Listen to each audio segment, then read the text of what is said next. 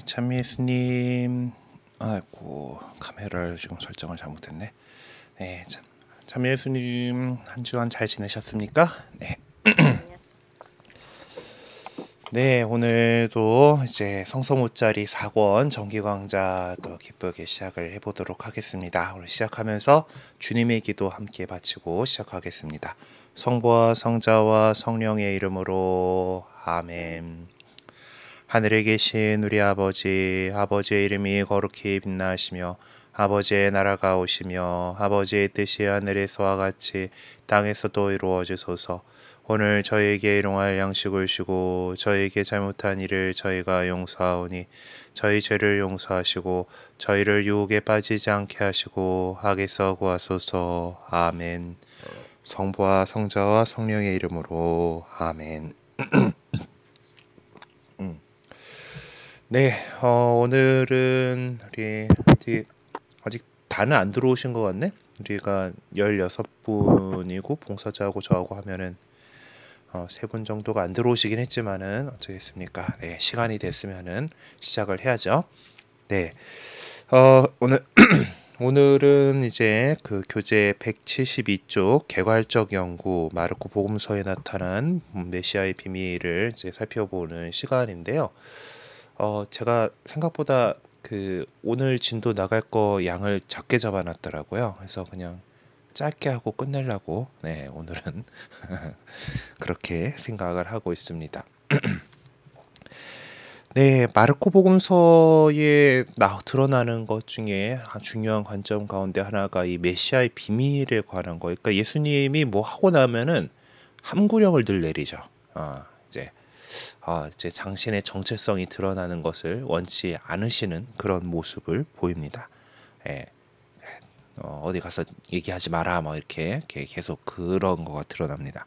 근데 반면에 요한복음서를 살펴보다 보면은 이게 막 처음부터 말씀의 강생과 더불어 시작된 이 예수님의 역사적인 현현을 또 그분의 정체성을 드러내는 것하고 연계를 시키고 있는 것으로 보입니다. 그러니까 이것은 우리 복음서 저자가 이제 각각의 복음서 저자가 같은 예수님 사건을 전해주긴 하지만은 자신의 신학적인 관점에서 바라보고 해석하여 전해주고 있다는 사실을 분명하게 확인해 볼 수가 있는 그런 부분이라고 생각을 합니다.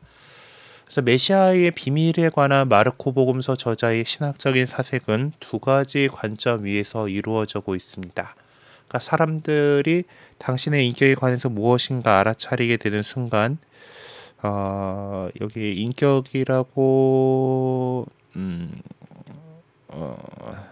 표현한 거가 맞는가는 잘 모르겠는데 번역인지 인격인지 당신의 어떤 그 보통 이제 메시아로서 성자로서의 당신의 그것이 어떤 위격이 드러나는 그런 부분이기 때문에 어쨌든 그 순간에 예수님께서 그들에게 침묵할 것을 요구하십니다. 그리고 예수님께서는 당신이 내가 메시아다라고 말씀하지 않으세요.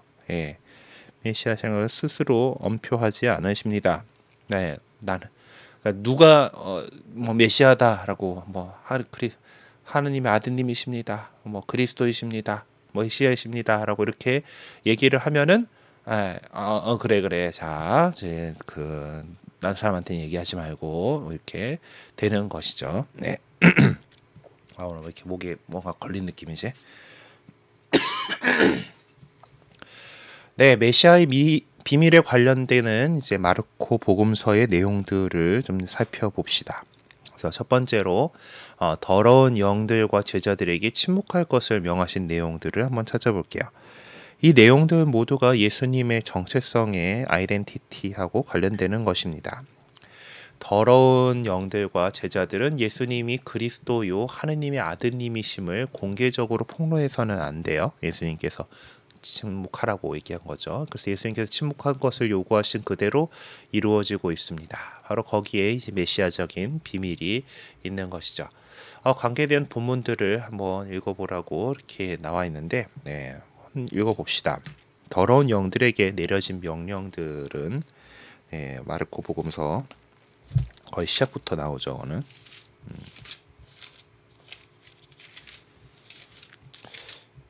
마르코 복음서 1장 24절부터 이렇게 나오고 있는데요.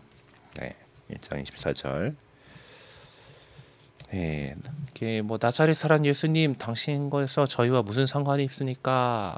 이렇게 하니까 뭐 이제 당신이 누구신지 압니다. 예, 누구이신지 그 정체성이 당신은 하느님의 거룩하신 분이십니다라고 얘기하죠. 그래서 예수께서 그에게 조용히 하여라라고 일단 다 이렇게 말씀하시죠.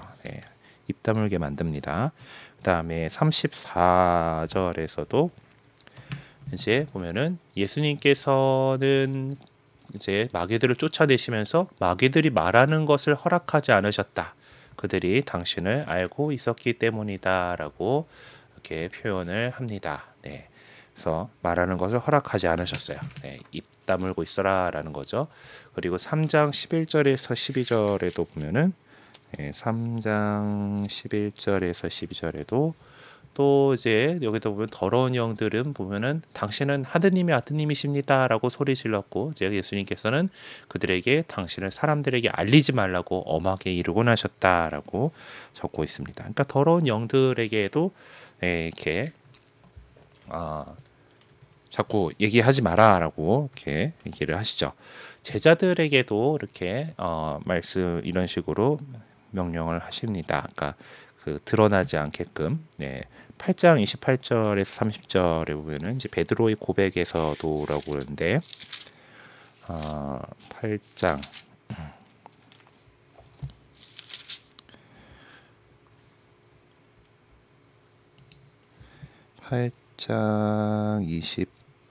28절에서 보면은 베드로가 예수님을 그리스도라고 고백하다라는 그 부분이죠. 베드로가 스승님은 그리스도이십니다라고 이렇게 정답을 얘기하니까 이제 그러자 예수님께서는 제자들에게 당신에 관하여 아무에게도 말하지 말라고 엄중히 이르셨다라고 이렇게 얘기를 하고 있습니다. 그리고 9장 9절에서도 이제 예수님께서 사람의 아들이 다시 살아날 때까지 이건 조금 이제 그 제한이 걸려 있긴 하지만은 조금 더 풀린 느낌이죠. 영광스러운 모습으로 변모하신 그 다음에도 그 이야기를 이제 사람의 아들이 죽은 이들 가운데서 다시 살아날 때까지 지금 본 것을 아무에게도 말하지 말라고 분부하셨다라고 이렇게 제자들의 입단속을 하는 장면들이 이렇게 있습니다. 그래서 그 예수님께서 메시아시다, 그리스도이시다라고 하는 것에 대해서 비밀을 이렇게 지키게끔 이제 예수님께서 활동하시는 그 초반에는 계속해서 이런 부분들을 이야기를 하고 있는 것을 볼 수가 있습니다. 그리고 또 이제 병자를 그 고쳐주시는 경우 이야기들이 이제 내 기적들이 있는데 그 여기 경우들에서 세 개의 경우에는 다른 군중들로부터 아예 기적이 일어나는 장면을 보지 못하게 격리시키세요. 자, 시작하기 전에 탄산 들어간 걸 먹었더니 지금 이러면 안 되는데.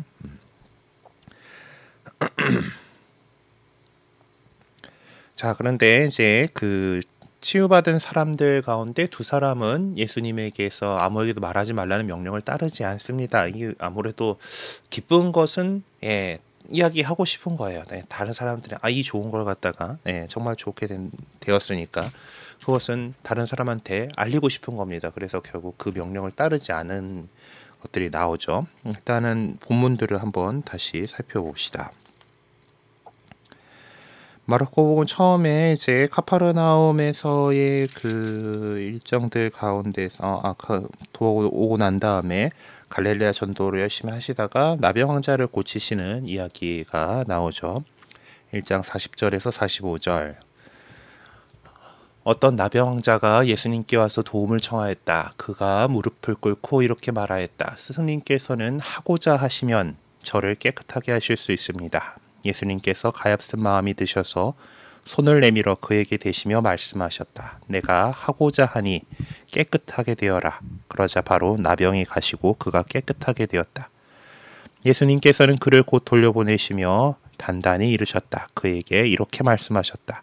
누구에게든 아무 말도 하지 않도록 조심하여라. 다만 사제에게 가서 내 몸을 보이고 내가 깨끗해진 것과 관련하여 모세가 명령한 예물을 바쳐 그들에게 증거가 되게 하여라. 그러나 그는 떠나가서 이 이야기를 널리 알리고 퍼뜨리기 시작하였다라고 되어 있죠.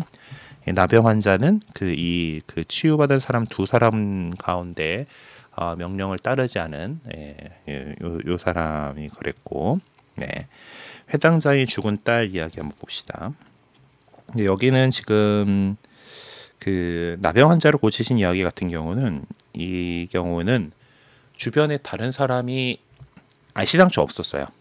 시당초 없어가지고 격리를 시키고 뭐 자시고 할 것 없이, 왜냐하면 나병 환자들은 마을에서 떨어져서 마을 바깥에서 살았기 때문에 아마 그 예수님께 와서 도움을 청하더라도 아마 예수님께서 이동 중일 때 어디 이제 그 길가에서 이렇게 하셨을 거라고 봅니다.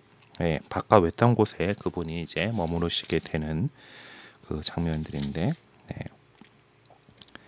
그리고 이제 회당장이 죽은 딸을 다시 살리는 야이로의 딸을 고르시는 이야기가 35절에서 43절에 보면은 봅시다. 이제 예수님께서 아직 말씀하고 계실 때 회당장의 집에서 사람들이 와서는 따님이 죽었습니다. 그러니 이제 스승님을 수고롭게 할 필요가 어디 있겠습니까? 하고 말하였다. 예수님께서는 그들이 말하는 것을 곁에서 들으시고 회당장에게 말씀하셨다.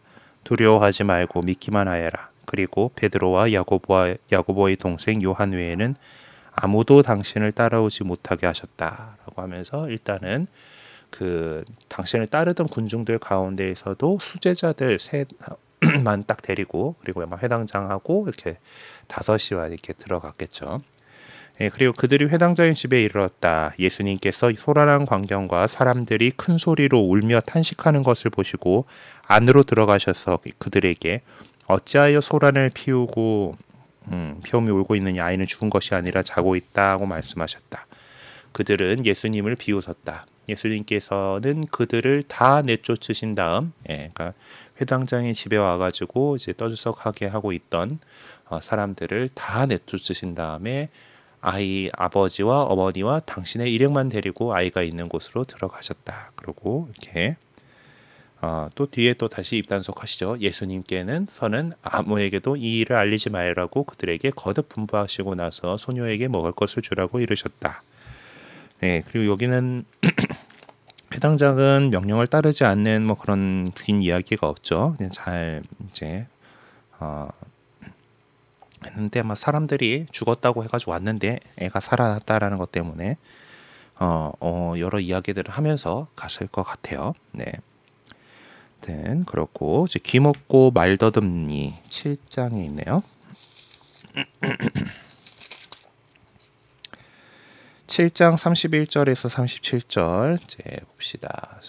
이제 귀먹고 말더듬니를 고치시다. 다시 티로 지역을 떠나셔서 시돈을 거쳐서 데카폴리스 지역 한가운데를 갈리칠러 막 갈릴레아 호수로 돌아오셨다. 그러자 사람들이 귀먹고 말더듬니를 예수님께 데리고 와서 그에게 손을 얹어 주십사고 청하였다.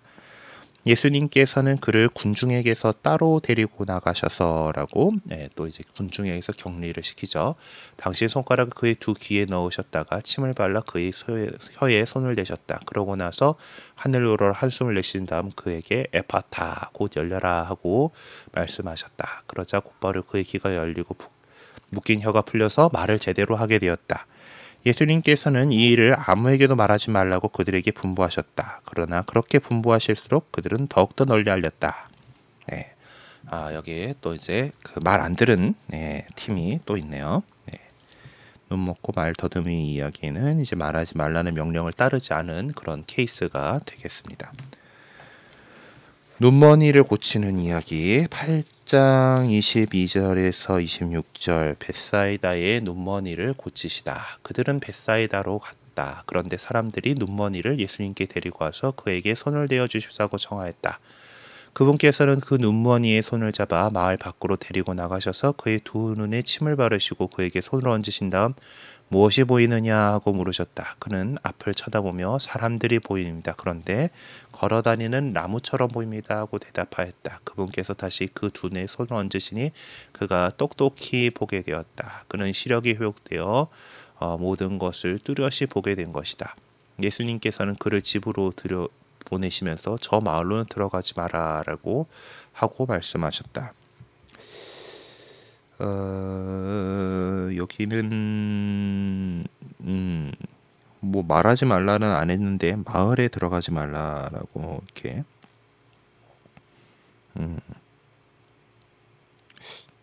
집은 근데 이 사람의 집은 마을 밖에 있었을까? 마을. 아무튼 네. 그렇습니다. 네, 그래서 이제 그 위에 소개한 네 개의 기적 가운데에서 예수님께서 치유하기 하시기 전에 병자를 군중으로부터 격리시킨 경우들이 이렇게 있죠. 회당장의 죽은 딸은 이제 일단은 따라오는 제자들 중에서도 일부만 데리고 가셨고 이제 거기서 격리를 시키고 이제 40절에서 그 집안에서 이미 죽었다고 이제 그 애도하고 있는 그 사람들도 내쫓으셨어요. 그렇게 해가지고 군중으로부터 격리를 했죠. 그리고 귀 먹고 말 더듬는 이 케이스에서는 네, 이게 여기서도 제 기억이 안 나지. 어쨌든 이게 7장 33절의 내용이 이렇게 격리시키는 그 구절이었고 넷째 눈머니의 경우에서도 이제 그를 마을 밖으로 이렇게 데려가셨다라고 해서 이제 군중으로부터 격리를 시켰습니다. 네, 그래서 8장 23절이 그 내용을 소개를 하고 있죠. 아무에게도 말하지 말라는 예수님의 명령을 따르지 않는 경우를 전해주는 내용은 아까 그 나병 환자 이야기하고 귀 먹고 말 더듬는 이 케이스 셋째 케이스가 이제 그거였죠. 그것들 표시해놨었고, 네, 1장 45절하고 7장 36절이 이제 그 내용이 됩니다. 자, 그런데 위에 열거한 기적들은 메시아 시대가 열리면 이루어질 것으로 기대해왔던 네 부류의 병자들에 관한 치유와 일치하는 것이다. 마태복음의 11장 또 마태를 찾으래. 네.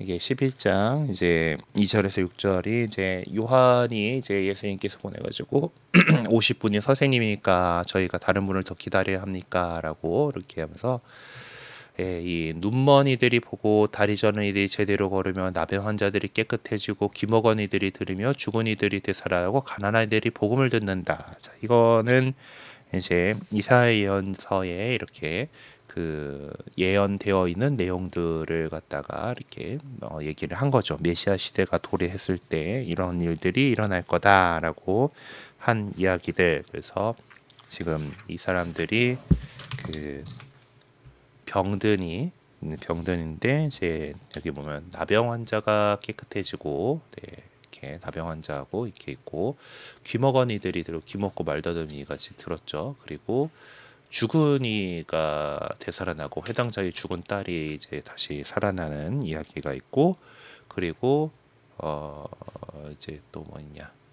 눈먼이들이 보고라고 하면서 눈먼이를 고치신 이야기. 그래서 결국 이 그 메시아 시대가 도래하게 되면은 일어날 거다라고 예언되어 있던 모든 것들이 성취되었다라고 하는 것이죠. 그래서 그러한 기적을 일으키신 분으로서 예수님을 소개하고 있다라면은 예수님을 결국 그 메시아 시대를 여시는 분, 메시아 시대가 열리니까 이루어질 것으로 그렇게 하시는 분이다라는 거예요.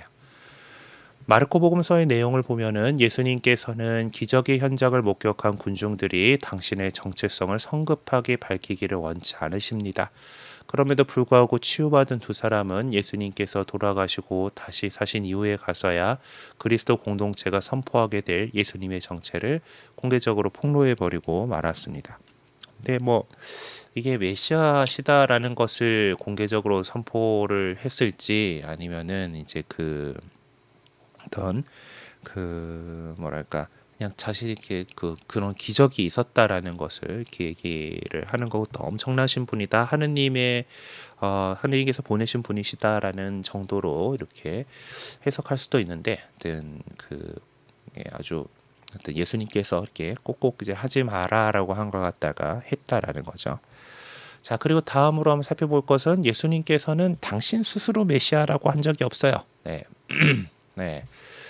그러니까 그러니까 예수님께서 이제 스승님은 그리스도이십니다라는 베드로의 신앙 고백을 받아들입니다.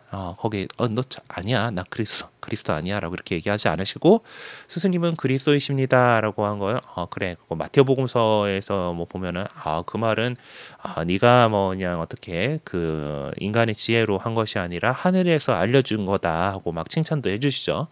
든 그렇지만은 어쨌든 그거를 아무에게도 말하지 말라라고 엄명하십니다. 그리고 또 그것을 그분 자신이 이제 다시 설명을 해주세요.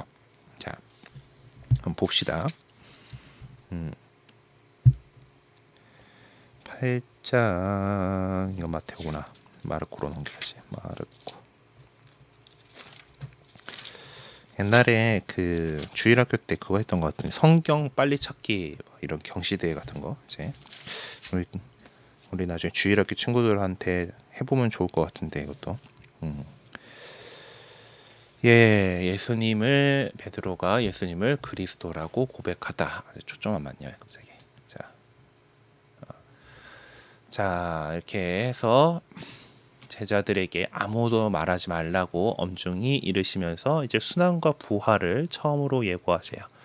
그러니까 예수님께서는 그 뒤에 사람의 아들이 반드시 많은 고난을 겪으시고 원로들과 수석사제들과 율법학자들에게 배척을 받아 죽임을 당하셨다가 사흘 만에 다시 살아나야 한다는 것을 제자들에게 가르치기 시작하셨다.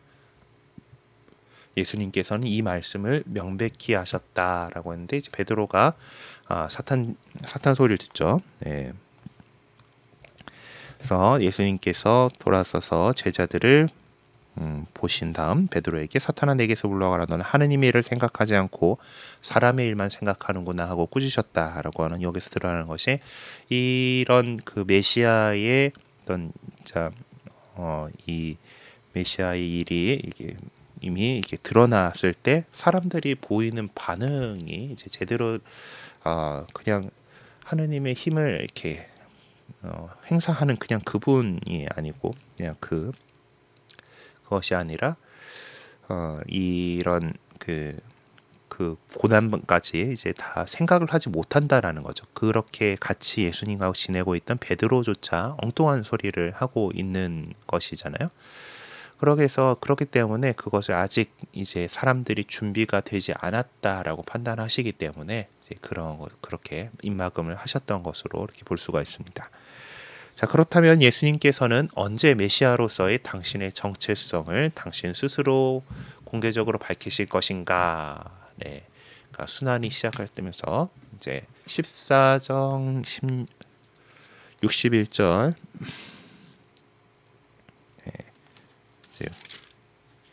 봅시다. 61절에서 62절을 찾아가 보세요. 라고 했고, 자, 이제 요거죠. 61절. 이제 순환자 하는 중에 이제 그 최고위에서 신문을 받으시다가 이제 대사제가 당신이 찬양 받으실 분의 아들 메시아요 하고 이렇게 물었습니다. 이제 그때는 예수님께서 그렇다 하고 이제 스스로 인정을 하세요.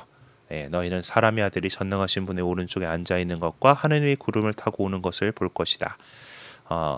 사람의 아들이 전능하신 분 오른쪽에 앉고 하늘의 구름을 타고 오는 것은 이건 시편이나 다니엘 예언서에 이렇게 나오는 장면인데 어쨌든 이제 그 순환이 시작될 때 단 한 번 당신 스스로 당신의 정체성에 관해서 말씀하실 것인 거죠. 그러니까 이 최고위에서 신문 받는 그 과정 안에서 그렇게 말씀하실 거다라는 거였어요. 네.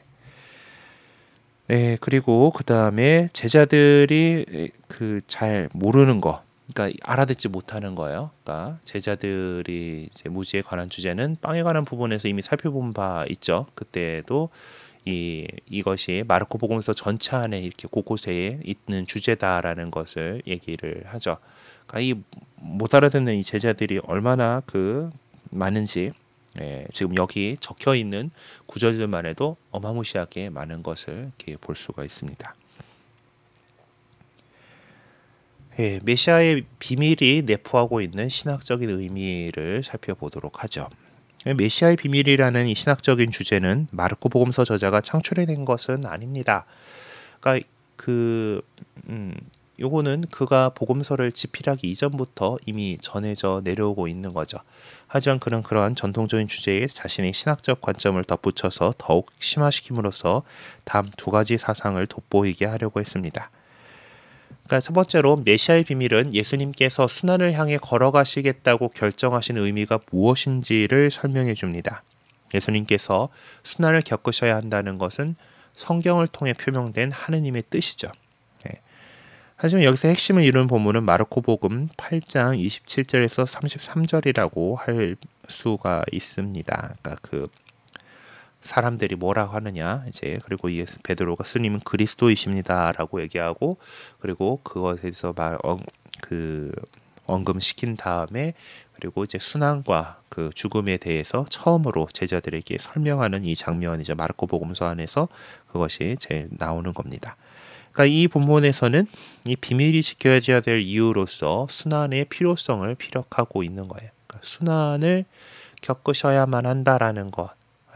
근데 거기서 그 베드로가 이렇게 또 안 됩니다 막 이런 소리 하고 있으니까 이제 그런 어려움들이 있다라는 거죠. 마르코복음서의 저자의 사상은 다음과 같이 요약될 수가 있습니다. 메시아의 영광은 부활 이전에 이미 예수님 안에서 빛이 났습니다. 그러나 예수님께서는 그 영광을 감추셔야만 했고 제자들과 더러운 영들에게 말하지 못하게 하셔야만 했어요. 그렇게 하지 않으셨다면 순환이 불가능했을 수도 있고 예수님의 일생이 일종의 인간적인 승리로 끝나버릴 수 있었을지도 모르겠습니다. 그러니까 요한복음에서도 보면은 그 빵을 많게 하는 기적을 사람들이 겪고 나가지고 예수님을 억지로 임금으로 모시려고 하였다라고 하는 거잖아요. 어떤 그런 이런 기적들이라던가 이제 이런 것들 어떤 하나님의 뜻을 하느님의 힘을 이렇게 행사하시는 그런 모습들 이제 메시아다라고 하는 거는 사람들이 그렇게 거기에 집중을 해버리게 될 수 있어요. 그래서 그러니까 정말 이스라엘 백성들이 사람들이 원래 이제 생각하고 있던 메시아 상처럼 이제 다윗 왕국을 건설하는 새롭게 세우는 그런 어떤 인간적으로도 어떤 승리하는 듯한 그런 모습으로 이렇게 드러나 버릴 수도 있죠. 하지만 이제 사람의 아들은 반드시 많은 고난을 겪어야만 한다라는 그분의 말씀을 통해서 알 수 있듯이 예수님께서는 하느님의 계획을 따르시기 위해서 당신의 영광을 감추셨고 당신의 비밀을 간파한 자들에게 침묵을 명하신 것입니다. 그러니까 메시아 비밀의 신학이라는 것은 어떤 수치스러운 사실, 그러니까 그 십자가에 못 박히신 예수를 믿는다라는 의미가 무엇인지를 교회로 하여금 깨닫게 하는 일종의 수단이라고 할 수가 있습니다. 그러니까 지금이야 어떤 십자가가 구원의 상징으로서 이제 십자가를 바라보면은 예수님 우리를 구원하셨어 이제 그렇게 이렇게 되지만은 예전에는 그 초기 교회 때만 하더라도 십자가형은 식민지에서 반란을 꾀한 그런 중죄인을 다스리는 형벌인 거죠. 그러니까 예수님께서 그렇게 못 박히셨다라는 것은 어쩌면은 또 그런 수치스러운 사실인 겁니다. 근데 그것을 우리 교회는 믿었어요. 그리고 그 십자가가 영광스러운 그리고 하느님의 뜻에 따른 일이었다라는 것을 믿고 그 십자가 제사를 통해서 온 세상을 구원하셨다라고 하는 것으로서 십자가의 의미를 다르게 생각을 하고 있는데 세상 사람들이 생각하는 것하고 우리 그리스도인들이 생각하는 것은 다르잖아요. 그리고 우리 그리스도인들은 그 당시에 아주 적은 소수자였습니다. 적은 존재였지만 세상의 다수를 차지하고 있던 것은 아니었어요. 그러면 대부분의 사람들은 상식적으로 그러면 십자가 저거 이제 아주 뭐랄까 아주 처참하게 죽은 거 이게 사실 그렇게 매달아 놓는 거 뭐예요? 이런 짓 하면은 너희도 이 꼴로 할 거니까 조심해라라고 이제 지배자가 그렇게 하는 거잖아요. 그런 십자가는 그러니까 나쁜 의미를 이제 갖고 있는데 이제 우리 그리스도인들에게선 그것이 구원의 상징이 되는 거고, 그렇기 때문에 다른 사람들이 저 뭔가 잘못했겠지, 잘못했어, 그러니까 저렇게 저 꼴이 났지라고 생각하는 그 십자가에 못 박히신 예수를 믿는다라는 것의 의미를 깨닫게 하기 위해서 예수님께서 그것을 다른 사람이 잘 모르는 거야, 그러니까 알리지 마 아직 한 그게 얘기를 하는 것으로 이렇게 볼 수가 있습니다. 그리고 둘째로 제자들의 무지에 관한 주제는 마르코 교회의 그리스도교 신자들뿐만 아니라 믿음을 살아가는 우리 모두가 순환의 고통을 피하려고 하고 영광의 그리스도만을 생각하려는 인간적인 욕망을 떨쳐버리도록 촉구하는 의미를 담고 있습니다. 우리는 베드로와 다른 제자들처럼 예수님께서 걸어가셔야만 했던 그 십자가의 길을 이해하지 않으려 할 뿐만 아니라 또 그분께서 걸어가신 길이 바로 우리가 걸어가야 할 길이라는 사실조차 받아들이려 하지 않는 그런 유혹을 받고 있죠. 꼴만 빨려고 하는 거예요. 그 영광만을 차지하려고 하고 있고, 또 좋은 것만 이렇게 있었으면 좋겠는데, 네, 분명한 거잖아요. 그 부활의 영광을 누리기 위해서는 십자가의 고난이 있어야 된다라는 거죠. 근데 그것이 아니라 좋은 것만 자꾸 이렇게 가져가려고 하는 그런 유혹을 제자들도 자꾸 그렇게 제대로 알아듣지 못하고 했었던 그런 모습으로서 우리가 이런 모습들에서 반면교사로 삼아야겠다라는 것이 아닌가 싶습니다. 그래서 마르코복음서 8장 11절부터 38절의 본문을 읽으면서 그리스도를 따르는 우리의 자세가 어떤 식으로 정립되어야 할지를 한번 묵상해 보자라고 이렇게 제시를 해줬네요. 예수님께서는 그 뒤에 사람의 아들이 반드시 많은 고난을 겪으시고 원로들과 수석사제들과 율법학자들에게 배척을 받아 죽임을 당하셨다가 사흘 만에 다시 살아나셔야 한다는 것을 제자들에게 가르치기 시작하셨다. 예수님께서는 이 말씀을 명백히 하셨다. 그러자 베드로가 예수님을 꼭 붙들고 반박하기 시작하였다.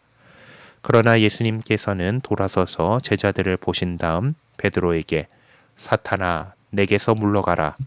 너는 하느님의 일은 생각하지 않고 사람의 일만 생각하는구나 하며 꾸짖으셨다. 예수님께서 제자들과 함께 군중을 가까이 부르시고 그들에게 말씀하셨다. 누구든지 내 뒤를 따르려면 자신을 버리고 제 십자가를 지고 나를 따라야 한다. 정녕 자기 목숨을 구하는 사람은 목숨을 잃을 것이고 나와 복음 때문에 목숨을 잃는 사람은 목숨을 구할 것이다. 사람이 온 세상을 얻고도 제 목숨을 잃으면 무슨 소용이 있느냐? 사람이 제 목숨을 무엇과 바꿀 수 있겠느냐? 절개 없고 죄 많은 이 세대에서 누구든지 나와 내 말을 부끄럽게 여기면 사람의 아들도 아버지의 영광에 쌓여 거룩한 천사들과 함께 올 때에 그를 부끄럽게 여길 것이다. 이 말씀 잠깐 좀 묵상해 보면서 일단 쉬는 시간 잠깐 갖도록 하겠습니다. 제가 그동안에 이제 나눔 방배정 좀 하고 있어야 되니까요. 네, 일단 지금 그러면은 10분간 휴식 시간 하고서 돌아오도록 할게요. 그동안에 나눔 준비들 하고 오도록 하겠습니다.